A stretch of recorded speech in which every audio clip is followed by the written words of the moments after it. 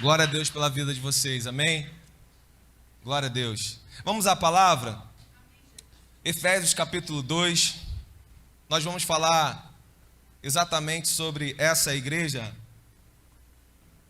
se movendo, como nós falamos aqui, a expressão de Deus, querido, na terra, é esse ajuntamento. E Ele deixou uma forma para que essa igreja fosse reconhecida como a igreja dele, amém? Nós temos muitas igrejas, sim ou não? A gente tem muita igreja, irmão. A gente tem muito Jesus por aí, tem muitos deuses por aí, porque cada um com o seu testemunho faz a expressão. E aí a gente pode expressar um Jesus verdadeiro, uma igreja verdadeira, a qual Ele deixou, ou a gente pode expressar uma caricatura. Pode ser que seja. E deixa eu falar aqui, olha aqui para mim você. Talvez você veja aqui e você tenha se decepcionado, irmão, com a igreja.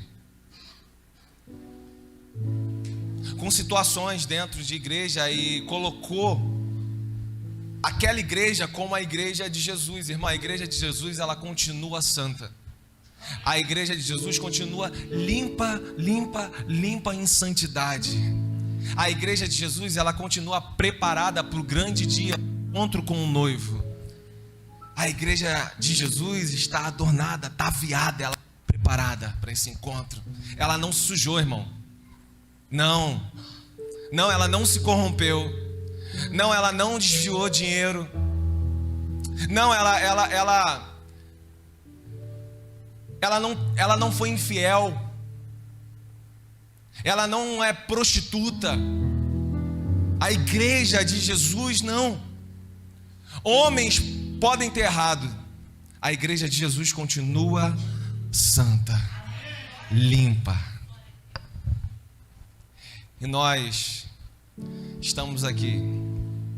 Eu quero te dizer, com todas as dificuldades, se tem alguma dificuldade dentro da igreja e se tem algum testemunho ao contrário dentro da igreja, é porque nós estamos aqui. É exatamente essa parte a que é difícil. Eu e você. Mas aquele que deixou essa pedra lançada, essa obra, Ele é fiel para cumprir em cada detalhe, irmão, na minha e na sua vida, para fazer com que nós venhamos a nos encaixar ao molde que Ele deixou, amém? Sim, acima das nossas prisões, das nossas decepções, das nossas dificuldades, Ele é fiel e justo, irmão, para cumprir em cada detalhe aquilo que foi lançado sobre a sua casa, sobre a sua vida. Sim, para vencermos os nossos eus, os nossos egos, as nossas vaidades e desfrutarmos de um estado da paz que excede todo o entendimento e compreensão humana. Então, logo aqui em Efésios, nós vamos ver como é que isso é possível. Logo no início do capítulo 2, ele está falando exatamente do pecado para a salvação pela graça. E ele começa falando assim: Ele vos deu vida, estando vós mortos nos vossos delitos e pecados, nos quais andastes outrora segundo o curso desse mundo. Nós estávamos segundo o curso desse mundo. Versículo 3 ele vai dizer na parte B: segundo as inclinações da nossa carne, fazendo a vontade da carne e dos nossos pensamentos, e éramos por natureza filhos da ira, como também os demais. Só que na nossa perdição, irmão, na nossa confusão, nos nossos desgastes, sempre tem um mais de Deus e uma vírgula. Sempre. Mas, versículo 4, mas Deus, sendo rico em misericórdia, por causa do grande amor com que nos amou, e estando nós mortos em nossos delitos, nos deu vida juntamente com Cristo. Pela graça sois salvos. Versículo 8, porque pela graça sois salvos, mediante a fé, e isso não vem de vós, é dom gratuito de Deus. Versículo 9, não de obra para que ninguém se glorie, pois somos feitura dele, criados em Cristo Jesus, para quê? Para as boas obras, aos quais Deus de antemão preparou para que nós andássemos nelas. Curva a sua cabeça. Senhor, em nome de Jesus, Pai, estamos aqui diante do Senhor, em unidade, Pai. Em unidade para te louvar, em unidade para te servir, em unidade para te ouvir, para desfrutar, Pai, desse ambiente onde a sua presença emana, Deus. Nós pedimos agora em nome de Jesus, Pai, iluminação, clareza que vem do alto, sabedoria que vem do alto, iluminando a nossa mente, para que nós possamos compreender, Pai, a sua verdade, a sua palavra, aquilo que o Senhor tem a passar para todos nessa noite, Deus. Em nome de Jesus, nós repreendemos aqui, Pai, todo sono, toda dispersão de mente, Pai, toda confusão mental, toda culpa, Pai, tudo aquilo que vem para atrapalhar nesse momento, nós jogamos por terra em nome de Jesus, Pai, em nome de Jesus, e declaramos céus abertos nesse ambiente para o ensino da Tua palavra e pelo Teu poder que opera através de nós. Seja assim em nome do Pai, do Filho e do Espírito Santo. Você que a igreja diz amém, amém. Irmãos, no versículo 5, estando nós mortos nos nossos delitos, é o que ele fala aqui, mortos. A morte espiritual aqui, ela tem alguns sentidos, vários sentidos. O primeiro ponto que eu quero trazer para vocês é em Adão, por exemplo, Romanos 5, versículo 12. Eu vou um pouquinho rápido aqui nesse início, dando esses textos. Vou pedir para o Pedro estar junto comigo. Pedro, Romanos, no capítulo 5, no versículo 12, os sentidos dessa morte espiritual, primeiro em Adão. Portanto, assim como por um só homem, Adão, entrou o pecado no mundo, a queda do homem, e pelo pecado entrou o quê? A morte. Assim também a morte passou a todos os homens, porque todos, e lá depois no Novo Testamento, e todos foram destituídos da glória. Todos nós merecíamos mesmo a condenação. Todos nós não merecíamos participar da mesa, do vinho e do pão. Não, todos nós fomos destituídos. Através daquela queda, através daquele erro, entrou a morte, entraram as doenças, entraram ali as condenações a partir da queda, o homem trabalhando, a mulher, eu falei, se não me engano, semana retrasada aqui, a mulher agora tem as dores do parto, ciclo menstrual. Às vezes a gente passa por situações hoje na vida, irmão, por que Deus permitiu? Irmão, olha aqui para mim, Deus fez tudo perfeito para o homem. O homem foi que aceitou as sugestões malignas e caiu no estado de morte. Como ainda hoje, muitas das vezes continua acontecendo. A gente luta, irmão, para não aceitar essas sugestões que levam a nossa casa à morte, o nosso casamento à morte, os nossos filhos à morte. A gente continua lutando contra isso, sim ou não? Mas ao longo da nossa vida, os mais experimentados aqui, quantas vezes, irmãos, que nós cedemos? Quantas vezes que nós tocamos no que não era para tocar? Quantas vezes nós pegamos o que não era para pegar? Quantas vezes nós assinamos o que não era para assinar? Olhamos o que não era para olhar? Quantas vezes? Mas Deus, que é rico em misericórdia, ainda pela sua graça, nos arranca desse estado e nos traz no nosso arrependimento a salvação. A participarmos da mesa, do vinho e do pão. Um estado de morte. Sim, pastor. Entrou o pecado e entrou a morte. Mas olha aqui para mim. Mas também, na continuação desse capítulo, mas também, através de um homem, foi imputado justiça. Fomos reconciliados com o Pai. E aonde abundou o pecado, superabundou a graça, o perdão, o amor, a restauração de Deus na minha e na sua vida.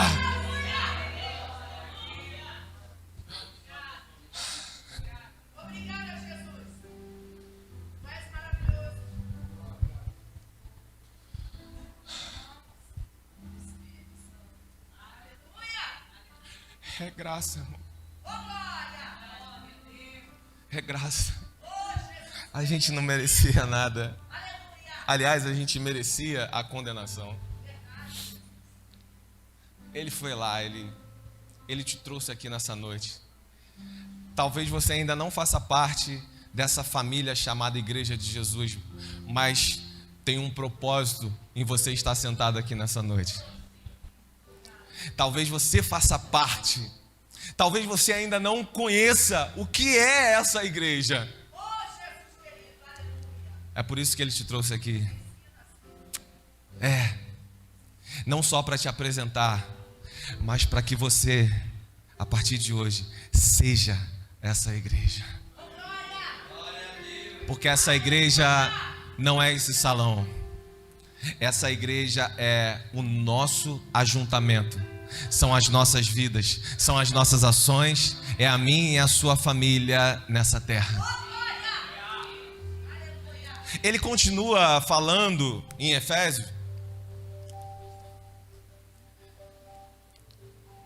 Perdão, eu vou dar mais alguns detalhes aqui sobre a morte e essa morte espiritual antes da gente passar para o que ele continua falando. Bom, se o primeiro ponto é a morte em Adão, o segundo ele vai falar que essa morte é nesses delitos, nesses pecados que acabam nos levando a uma segunda morte, que é a morte eterna, a condenação eterna, porque aqui nós ainda podemos ser reconciliados. Mas nos delitos, e ele está falando, e nesses pecados a continuação, vão nos levar a uma segunda morte. A condenação dessa alma. Num terceiro ponto, desses vários sentidos da morte espiritual, vai trazer com Cristo Jesus, quando ele morreu, Gálatas 2, no versículo 20. Abre para a gente, Pedro. Gálatas 2, no versículo 20. Olha o que está escrito. Logo, já não sou eu quem vive, mas Cristo vive em mim. E se viver que agora tenho na carne, e esse viver que agora tenho na carne, vivo pela fé no Filho de Deus, que me amou e a si mesmo se entregou por mim. A morte de Jesus que faz possível a minha e a sua vida diante de Deus. Morte e ressurreição. Assim como o poder que ressuscitou Jesus um dia, aqueles que estão em Cristo Jesus também serão ressurretos. No mesmo poder, na mesma graça, na mesma salvação. E num quarto ponto é no batismo. Romanos 6, versículo 4. Abre para a gente, Pedro. Romanos 6, no versículo 4. Diz: fomos, pois, sepultados com ele na morte para que, como Cristo foi ressuscitado dentre os mortos pela glória do Pai, assim também andemos nós em novidade de vida. Irmão, olha aqui para mim. Deus te trouxe aqui não mais para que você esteja num estado de morte, mas para que hoje, a partir de hoje, você comece a andar em novidade de vida. Novidade de vida na sua área profissional, novidade de vida dentro da sua casa, com a sua família, novidade de vida na sua vida espiritual, no seu relacionamento e na sua aliança com Ele, novidade de vida, Cristo vivendo em você. Aleluia. Então, ele vai terminar a primeira parte do capítulo dizendo que tudo isso tem acontecido para uma coisa. Ele termina assim: pois somos, no versículo 10, feitura dele, criados em Cristo Jesus.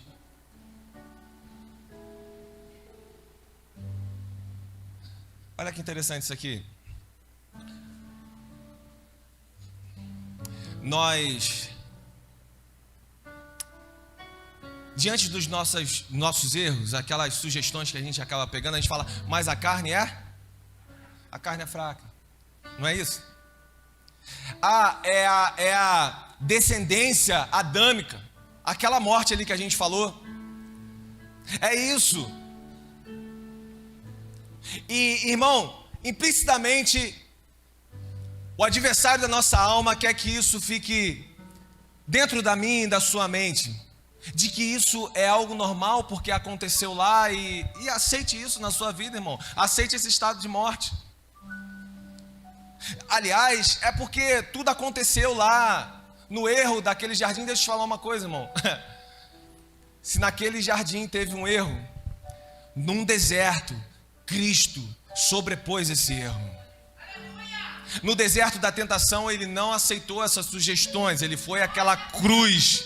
E hoje o que faz a diferença diante de Deus é que no nosso arrependimento, ele pode não ver mais o Marlã, mas ele pode ver Cristo em Marlã.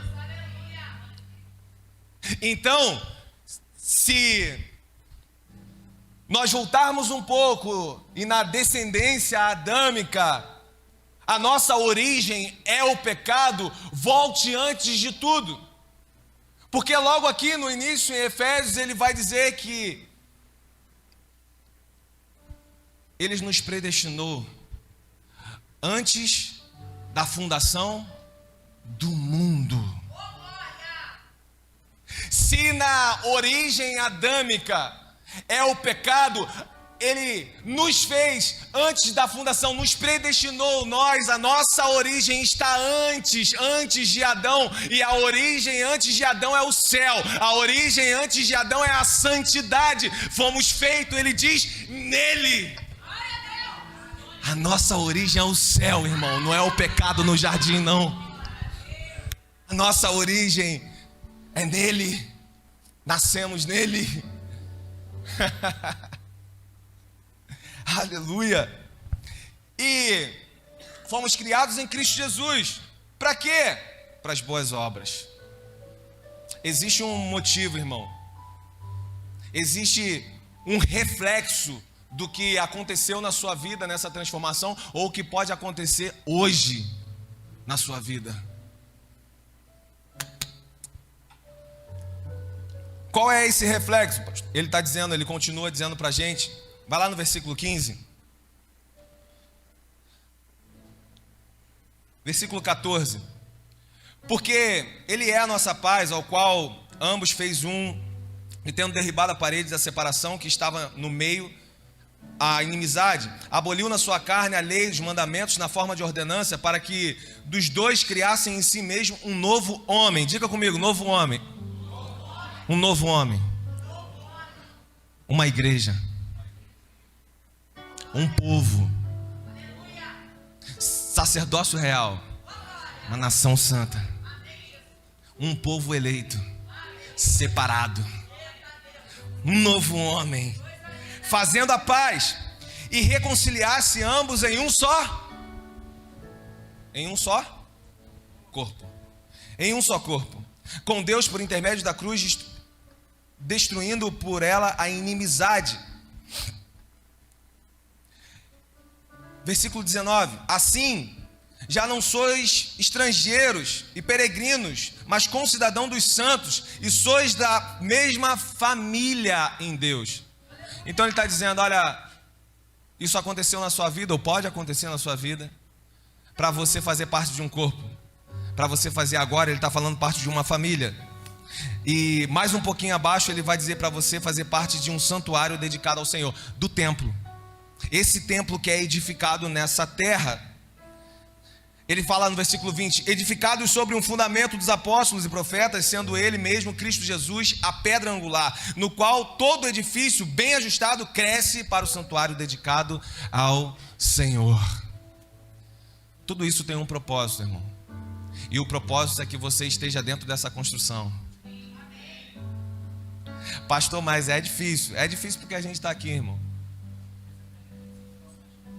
Mas Ele tem nos moldado. O Espírito Santo nos faz nova criatura. O Espírito Santo permite que não seja mais o meu caráter, seja o caráter de Cristo em mim. O Espírito Santo permite, irmão, que eu consiga orar por aqueles que me perseguem. O Espírito Santo permite que eu consiga perdoar aquele que me feriu.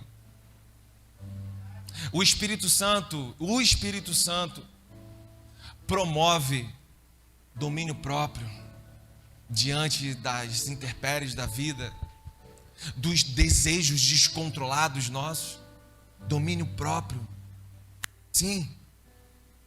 Tem um motivo no que ele está fazendo. E no último ponto que ele fala aqui, nessas 3 metáforas que ele usa, um corpo, uma família e um templo, começamos pelo último aí, um templo. O templo, ele fala, esse templo que é construído e não é um templo igual nós estamos aqui, irmão. A Bíblia vai nos chamar, Paulo vai falar sobre pedras vivas que edificam esse templo. Você é essa pedra viva. Cada bloco, cada tijolo que constrói a igreja nessa terra. Você é um desses tijolos, uma dessa pedra viva que está construindo a igreja nessa terra, que é o templo. E o templo é a manifestação de Deus. É aqui, pastor? É em todo lugar. É lá no seu trabalho, é lá na sua casa, na sua família, com aquelas pessoas que têm mais dificuldade. Às vezes em casa a gente tem mais dificuldade. É lá, irmão. É lá a manifestação do templo. Você é o pedacinho do templo lá. É você. Sobre aqueles que você tem dificuldade em relacionamento, que você seja a solução, em nome de Jesus, irmão. Manifestação. Essa manifestação, ela tem frutos que são dignos do arrependimento ao qual nós fizemos essa aliança em Cristo Jesus. Aquele que mentia, ele não mente mais. Aquele que roubava, agora ele trabalha e ele compartilha com os que não têm. A boca dele, que era a boca, instrumento de Satanás dentro da casa dele, agora manifesta graça e paz aos que ouvem. Olha, agora ele é parte desse templo. Ao invés de furor, ao invés de gritaria, ele é o ponto de equilíbrio para que haja paz aonde os pés deles estão implantados. Manifestação do templo. E se tem uma palavra-chave do templo, da igreja, se tem uma palavra-chave do corpo, essa palavra é a unidade. Porque a gente não manifesta sozinho a presença de Deus. Quer ver? Ele termina dizendo assim, lá no verso 22, no qual também vós juntamente estáis sendo edificados para a habitação do Espírito Santo. Aonde Deus se manifesta? Aonde tem ajuntamento. Juntamente unidos, juntamente num propósito, juntamente num coração, numa só fé, num só Senhor, numa só igreja, num só pensamento, num só propósito que vem da parte de Deus. Juntamente, aí eu estou manifestando. Sabe o que é isso? Ele falando assim, olha aqui, na unidade que eu propus a vocês, se essa é a verdade de vocês, eu vou aparecer em vocês, eu vou aparecer através de vocês. Vai ter rio de vida fluindo desse lugar. Às vezes as pessoas falam assim, irmão, as pessoas não têm mais interesse pela palavra, por Jesus. Eu não vejo isso, irmão. Eu não vejo. Olha só, tem muito templo bonito, sim ou não? Templo moderno, a gente não tem nada contra isso. Em nome de Jesus, a gente está construindo um templo aqui na frente, tá, irmão? Não é sobre isso. Mas o templo principal que ele está falando é a nossa manifestação na sociedade. Esse é o ponto de encontro, é o lugar do encontro. Que igreja que é essa, irmão? De manhã eu estava aqui com os irmãos e eu falei assim, se um irmão que nunca viveu isso e nunca conheceu essa igreja, ele vive numa ilha, sei lá, deserta, e ele só leu a Bíblia, qual é a igreja que esse irmão imaginaria? Será que se ele chegasse no nosso ajuntamento, ele iria falar, olha, o retrato daquilo que eu li na Bíblia, ou ele ia se decepcionar? Você entende? Por isso que nós temos falado muito aqui, irmão, e temos falado nos grupos também, com os irmãos que são membros. Nós somos igreja, aqui faz parte da igreja, o culto de domingo, a celebração, a reunião de celebração, amém? Faz parte. Mas nós somos igreja na terça-feira, lá nos pequenos grupos.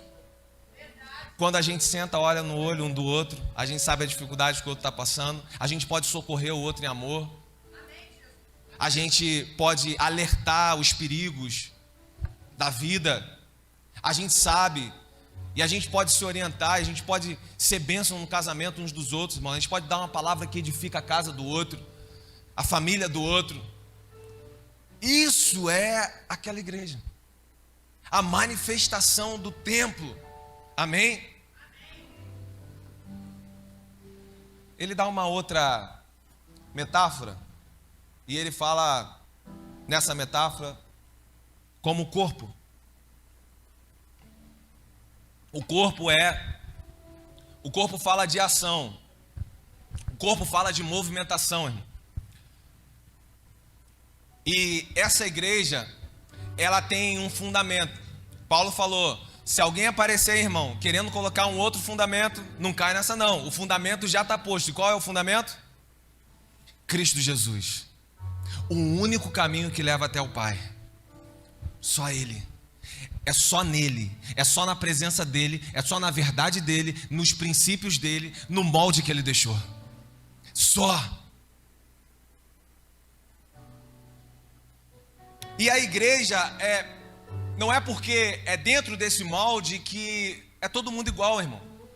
Todo mundo usa a mesma camisa da Adidas, todo mundo corta o cabelo igual, todo mundo canta a mesma música, todo mundo prega do mesmo jeito, já viu? Prega do mesmo jeito, fala na mesma tonalidade.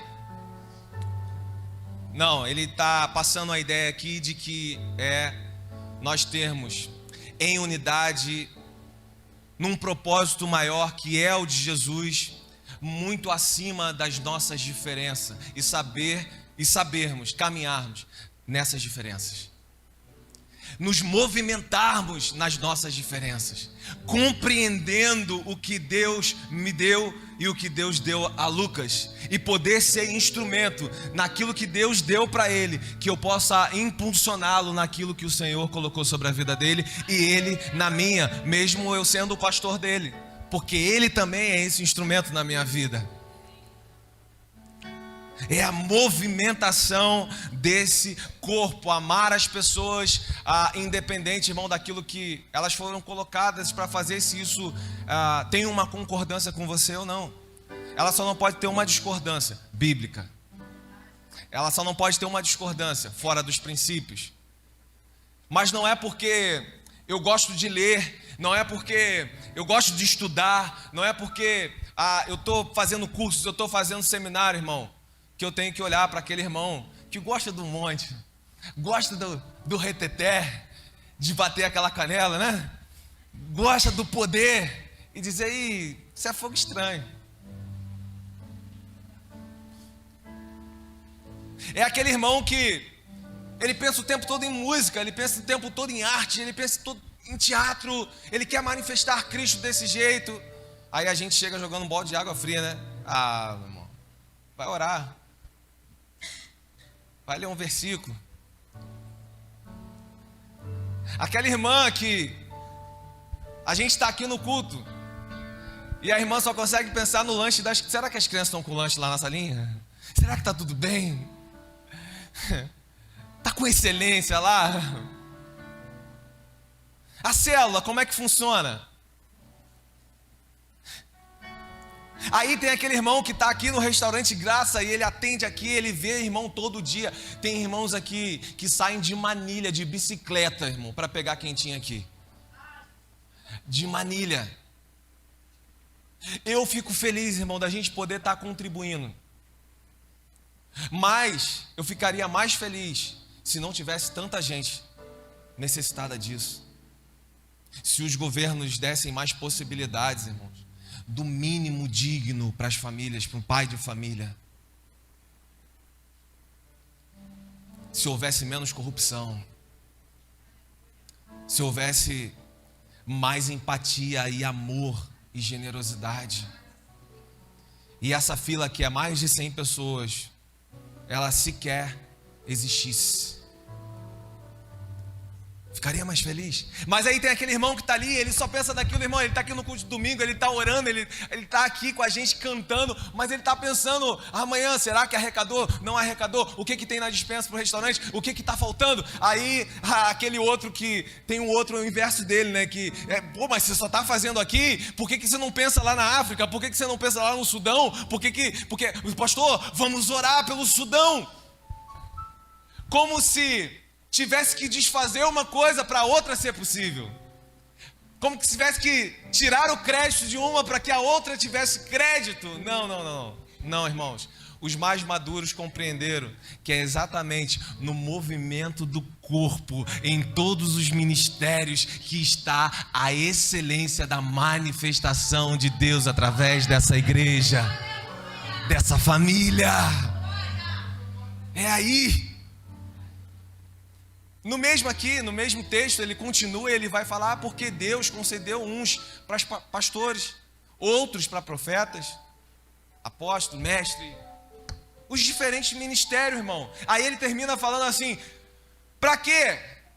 Para que o pastor Jefferson ficasse conhecido, alcançar pessoas e aumentar o número de internet? Não. É para que o corpo seja edificado. Não tem nada a ver comigo e com você no individual. Tem a ver com o corpo sendo edificado no nosso coletivo, no nosso amor, na nossa unidade, no nosso respeito, na nossa compaixão. A igreja de Cristo nessa terra. O corpo que se move. Talvez você veja aqui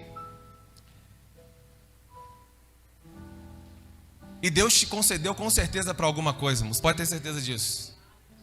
Você está dentro desse grupo. Amém? Você está dentro. Pastor, mas eu não tenho teologia, eu não estudei, eu não sei pregar. Você está dentro da construção com o que Deus te deu. Deus te deu algo que pode ser aperfeiçoado através do discipulado e do ensino. Deus te deu, irmão. E eu quero perguntar para você: o que você tem feito com o que Deus concedeu a você?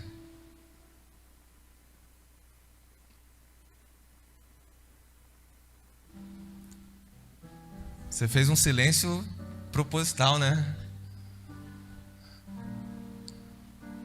O que você tem feito com isso que Ele te deu? E se você ainda não sabe, irmão, porque pode acontecer, né? Quando nós chegamos, eu confesso a vocês que eu só queria uma coisa. Quando eu entrei nessa construção, quando essa pedra viva aqui nasceu em Cristo Jesus, eu só pensava em uma coisa: eu nunca tive a criação dentro desse evangelho, do cristianismo sim, mas não desse evangelho, na profundidade do evangelho. Eu só queria uma coisa: olha, eu entreguei tudo, irmão. Eu entreguei carreira, eu entreguei dinheiro, eu entreguei tudo. Agora eu quero saber quem é esse Jesus. Eu quero saber quem é essa igreja. Eu quero saber como essa igreja se move. Senhor, me revela. E eu passava, irmão, 10, 12 horas lendo, pedindo às pessoas que já tinham tempo: o que é isso aqui? Eu era o cara mais chato da igreja, irmão. Eu era igual aquelas mulheres lá que eu falei semana passada, de Paulo. Eu era aquelas mulheres lá. Perguntava para todo mundo: mas isso aqui aconteceu por causa disso aqui? Isso aqui está dando, não está igual, não está batendo. Não, calma. E eu já sabia que o que Deus tinha concedido a mim estava sendo aperfeiçoado naquele momento, para que o nome dele fosse glorificado através disso. O que você tem feito com o que Deus te deu? E se você não sabe, Júlia está ali, a minha filha. Eu acho que eu falei isso aqui uma vez já, há um tempo atrás. Júlia ficava com uns 10 anos de idade. Ela ficava meio assim com isso: papai, o que eu vou fazer? Porque você canta, você faz teatro. Na época a gente era líder do teatro da igreja também, dos jovens. Mamãe faz teatro, mamãe canta, mamãe prega. Eu tenho dificuldade, papai, com isso aí. Ela estava triste, irmão.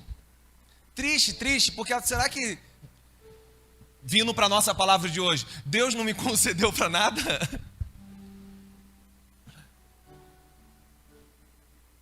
É a impressão que a gente tem do que é a igreja, irmão. E igreja não é isso.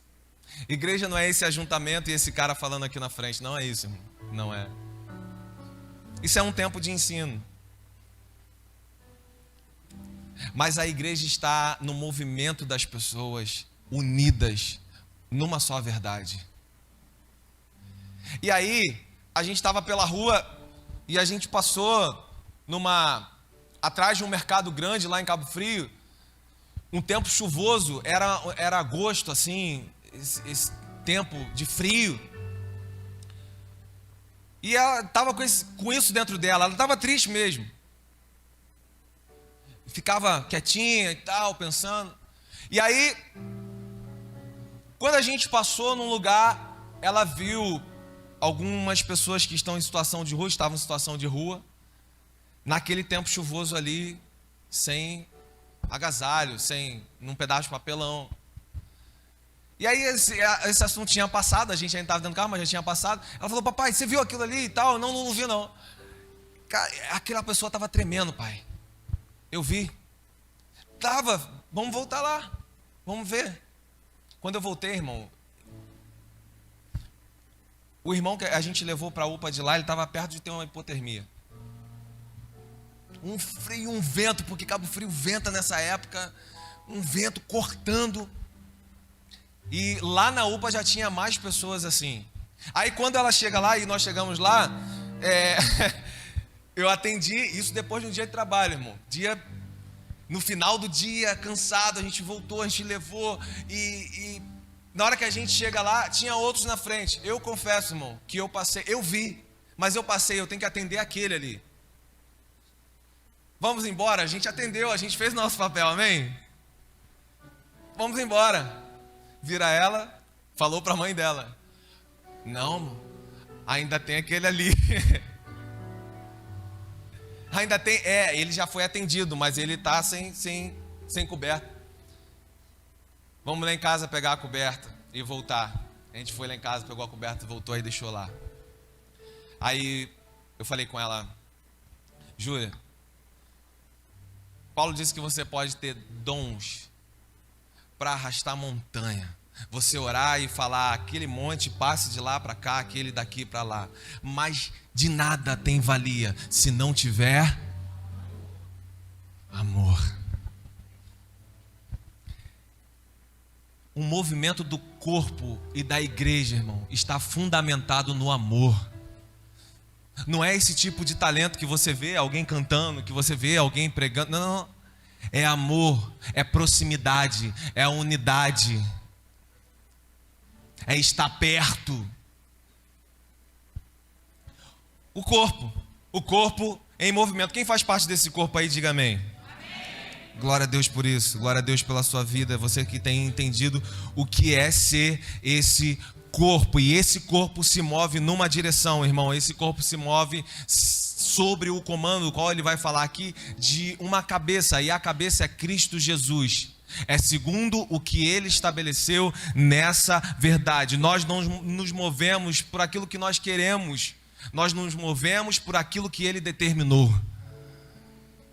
E é isso que vai vencer a nossa humanidade. É isso que vai vencer as nossas fraquezas, debilidades. É isso que vai me fazer crescer e te fazer crescer na fé. É quando o caráter dele começa a reinar sobre o nosso caráter. É quando aquela palavra diz: já não vive mais o Valmir, mas eu vivo no Valmir. Cristo vive no Valmir. E um terceiro ponto, e para a gente chegar aqui no finalzinho, ainda temos a ceia. Fala da família. Lá no versículo 19 ele diz assim: assim já não sois estrangeiros e peregrinos. E meu irmão, você já não está sozinho nessa terra. Às vezes você foi abandonado por pai, por mãe. Às vezes sua família nunca mais procurou. Mas essa palavra fala sobre uma família que ele deixou para você. E ele fala assim: assim já não estáis mais sozinhos. Você já não é mais peregrino nessa terra, estrangeiro diante desses irmãos. Não. Existe agora uma família. Olha o que ele está falando. Mas agora são concidadãos dos santos e sois família de Deus. Não sei qual é a sua história, irmão. Eu não sei qual é a história da sua família. Não sei. Eu não sei se você foi decepcionado pela sua família. Eu não sei nem se você teve família. Porque quando a gente fala de família, e quem teve uma família nesses princípios, nesses valores, vai lembrar de coisa boa. Vai lembrar de quê? De carinho. Vai lembrar dessa proximidade. Mas pode ser que você não tenha tido pais assim, família assim. Pode ser. E a palavra dele é a que diz: ainda que você não tenha tido essa família, eu preparei para você uma família. Você nunca mais, quando entra nessa construção desse templo, você estará sozinho nessa terra. Ainda que uma mãe, ele fala assim: pode uma mãe, todo o amor de mãe, abandonar um filho recém-nascido? Ainda que mama, pode acontecer isso? Pode, mas ainda que isso aconteça, jamais eu te abandonarei, te rejeitarei. Eu estou convosco todos os dias até a consumação dos séculos. E ainda que você precise de algo físico, eu coloco você no meio da minha família. Jesus disse para Pedro, eu falei isso de manhã também: quem estão falando que eu sou? Jeremias, Elias. E Pedro fala: tu és o Cristo, filho de Deus vivo. Você está certo. Não foi carne nem sangue que te revelou, mas foi o meu Pai que está no céu. Você não poderia, Pedro, chegar nessa conclusão, mas Ele te revelou. E olha aqui para mim: Deus tem permitido revelações na sua mente. Deus tem permitido revelações de quem Ele é, mas não para que você só saiba quem Ele é para que você se ajunte a essa família. E aí ele continua dizendo assim: sim, e tu és Pedro, pedra, fragmento de pedra, pedrinha pequenininha.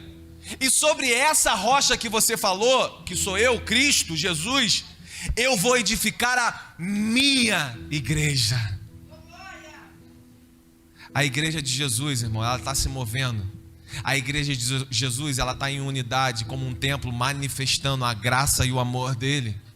A igreja de Jesus é como essa metáfora de uma família. Família, ainda que você não tenha tido isso na sua família, a família de Cristo Jesus, essa família aqui representa o cuidado na sua vida de uma família, representa o amor na sua vida de uma família. Independentemente, irmão, das diferenças, das nossas diferenças, e que são muitas. Só aqui dentro, se a gente abrisse o microfone aqui para cada um falar o que pensa a respeito da igreja, ainda que seja sobre os fundamentos dos apóstolos, quantas diferenças nós teríamos aqui dentro? Mas ele está falando assim: que caiam todas as diferenças no amor que eu estabeleci nessa família. É o amor. O amor é o que permite, é o que é a liga da nossa unidade. É o amor, esse tipo de amor, o cuidado da família. Nós fomos adotados por um pai, e essa pessoa que está do seu lado não é seu inimigo. Essa pessoa que está do seu lado não é apenas um conhecido. Essa pessoa que está do seu lado não é alguém que veio aí que você conhece de vista. Essa pessoa que está do seu lado é o seu irmão e a sua irmã nessa família em Cristo Jesus. Adotados por misericórdia e graça pelo mesmo Pai. Esse amor sobrenatural dos cristãos é um dos principais, eu falei isso de manhã também, é um dos principais atrativos para aqueles que estão lá fora, irmão. Esse amor que move a igreja é um dos principais atrativos para aqueles que ainda não fazem parte dessa construção. Porque eles olham assim, Quantos fazem parte dessa construção? Levanta a mão aqui. Você faz parte dessa construção, você faz parte desse tempo, você é essa igreja de Jesus. Levanta sua mão assim bem alto. Quantas vezes você já escutou assim, principalmente no início da sua conversão, se você é igual a mim, veio lá do mundão mesmo e já veio tarde? Quantas vezes você escutou assim, rapaz, mas Sidney tá diferente. Tem alguma coisa diferente no seu rosto. Tem alguma coisa diferente no seu olhar. Poxa, essa pessoa eu conhecia, essa pessoa era assim. Como que essa pessoa está assim agora?